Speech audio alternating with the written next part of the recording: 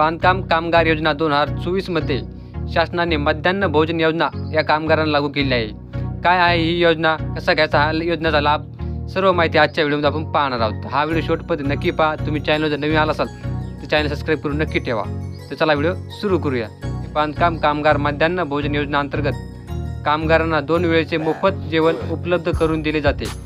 महाराष्ट्र राज्यात नोंदणीत बांधकाम कामगारांपैकी मोठ्या प्रमाणावर बांधकाम कामगार अन्य राज्यातून स्थलांतरित झाले आहेत। तसेच ग्रामीण भागातून बरेच बांधकाम कामगार रोजगार मिळवण्यासाठी शहरात येतात। तर साधारण बांधकाम कामगारांकरिता बांधकामाच्या ठिकाणी निवासांची पुरेशी व्यवस्था नसते। तसेच स्वयंपाक करणे ही जिकिरीची ठरते। प्रमाणे आरोग्याचे व कुपोषणाचे प्रमाण दिसून येते व त्याचा परिणाम बांधकाम कामगारांवरही होतो।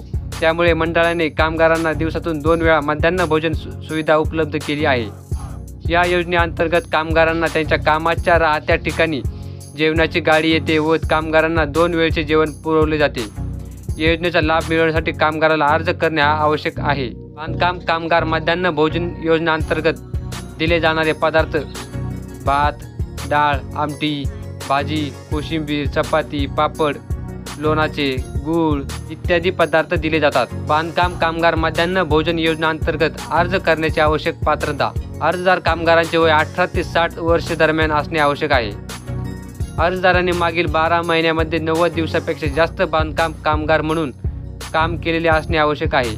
बांधकाम कामगार मध्यान्ह भोजन योजना अंतर्गत अर्जासोबत आवश्यक कागदपत्रे: Aadhaar card Xerox, PAN card Xerox, रहिवासी दाखला, 90 दिवस काम केल्याचे प्रमाणपत्र, कायमचा पत्ता पुरावा, ईमेल ID, मोबाईल नंबर, काम करत असलेल्या बांधकामाचा पत्ता, नोंदणी अर्ज, पासपोर्ट आकारातील 3 फोटो, बँक पासबुकची झेरॉक्स, जन्माचा दाखला किंवा शाळा सोडल्याचा दाखला, व्यक्तीचे मागील वर्षभरात 90 दिवस किंवा दिवसापेक्षा जास्त दिवस काम केल्याचे दाखला इंजिनियर किंवा ठेकेदाराकडून घ्यावा लागेल।